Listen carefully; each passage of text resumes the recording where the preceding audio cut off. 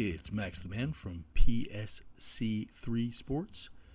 And tonight we're going to go over the top dozen quarterbacks in the NFL coming into this year, right after the intro.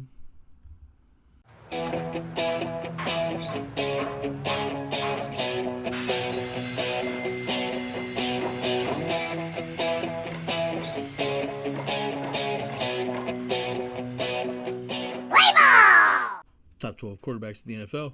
Number 12, say it would be Brock Purdy. I mean, is he an elite quarterback or is he just a system quarterback? I think still more to come on that. He's got a great set of weapons. He has Deebo Samuel and Brandon Ayuk along with Kittle. Very good weapons. Shanahan can't win the big game so far. He's kind of got the Andy Reid syndrome going. Don't get me wrong, Brock Purdy is good, but he hasn't gotten over the hump. Sooner or later, Kyle's going to start asking questions on if he really is the guy or not. But again, is that on him or is that on Kyle? Again, because Kyle can't win the big game either, so we'll see. But again, Brock Purdy, number 12. Number 11, Aaron Rodgers. Coming off that Achilles, he did look good in December, just kind of moving around at practice, but we'll see. They did update the offensive line, so that's definitely going to help him out. Me putting him here, this might be a little bit more of me going with my heart rather than my brain. Aaron's getting up there in age. I am concerned with his mobility coming off that Achilles, but I mean he is a good pocket passer. I think he's going to lose a little bit of his athleticism with that rough Achilles, but I think he's going to be able to still be a pocket passer and be very effective. He's got to keep him clean all year long. He can't get hurt. So Aaron Rodgers, number 11. Number 10, Matty Stafford. He's still a gunslinger. He's still got a great arm. He's got a good wide receiver tandem with Puka Nacua and Cooper Kupp. McVay is also a kind of in the Kyle Shanahan tree, obviously, but he can definitely scheme some offense. So Rams are always going to be a contender. I just worry about his injuries in Stafford's career here at the late stages.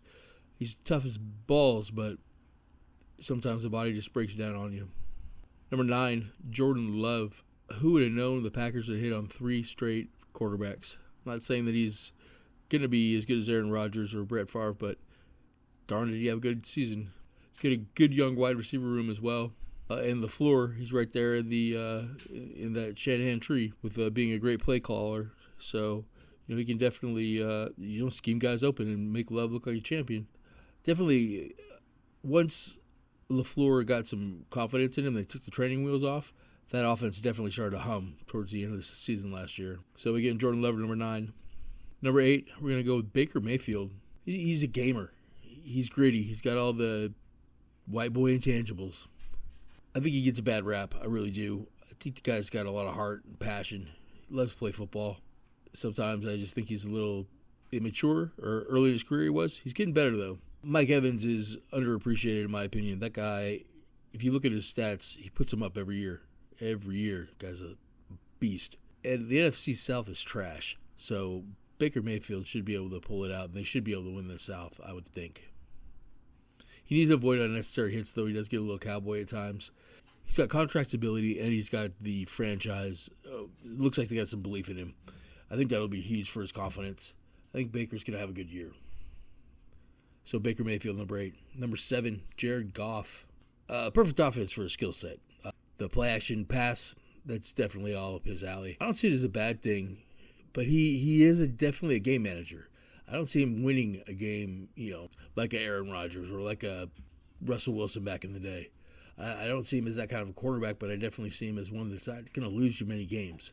He's pretty consistent. So number 6, C.J. Stroud. Haters, I think, are calling for a sophomore slump from him. I don't think it's going to happen. I think C.J. is the real deal. He's just looking to invite those haters into his fan club. I got Diggs, Tank Dell, and Nico Collins as his wide receivers. Hopefully he can keep Diggs happy. I mean, if Diggs is happy, he plays well, but he could be a cancer, it seems like, and I really like Diggs. I really do. I will say, though, that I don't think C.J. Stroud would be as good as he is if he got drafted to Carolina. I think Bryce Young got the raw end of that stick. Not that I'm saying that C.J.'s bad or that I want to see any ill will on him. I just think that he wouldn't have done as well if he would have been down in Carolina. C.J. Stroud, number 6. Number 5, Lamar. He's getting better every year. He is an underrated passer, but he is the best running quarterback to ever play the game. And I think that he needs to rely on that a little bit more. We could definitely see that in the playoffs. He wanted to win it with his arm and try to get the monkey off his back, per se. But he's electric in the open field. He's almost impossible to bring down. He's efficient and he takes care of the ball, too. He doesn't turn the ball over very often. For being a running quarterback, it's pretty crazy. And they do have King Henry with them this year, so Baltimore's going to be pretty tough. But again, I think Lamar's 5th best quarterback. Number 4, Justin Herbert. The guy is all the physical talents. Tall, big arm. He does have a young receiver room. But Jim's going to run the ball and take some of the heat off of his young wide receivers and him. So I think he'll have a decent season. Jim is a winner, though, as much as I hate to admit it. Number 3, Joe Burrow. Joe Shiesty.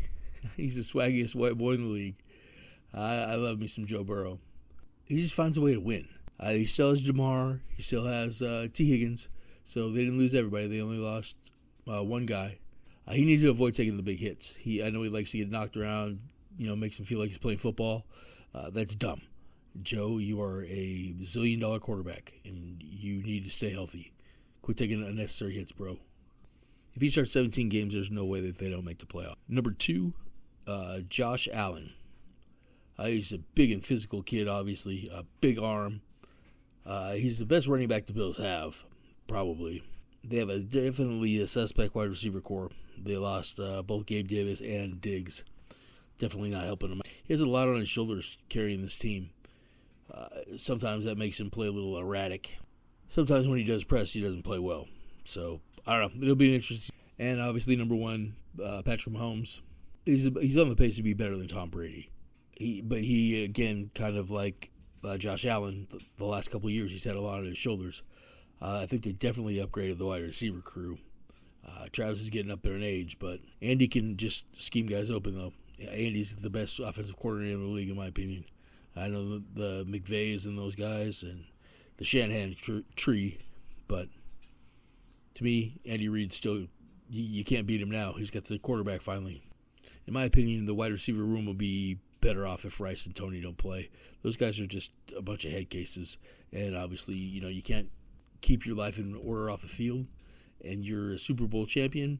Andy's not going to put up with that shit.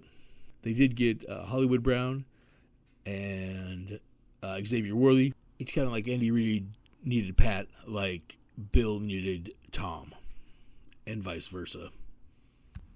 And I'm not calling him a system quarterback per se, but I'll definitely say Andy Reid ensures that he is good.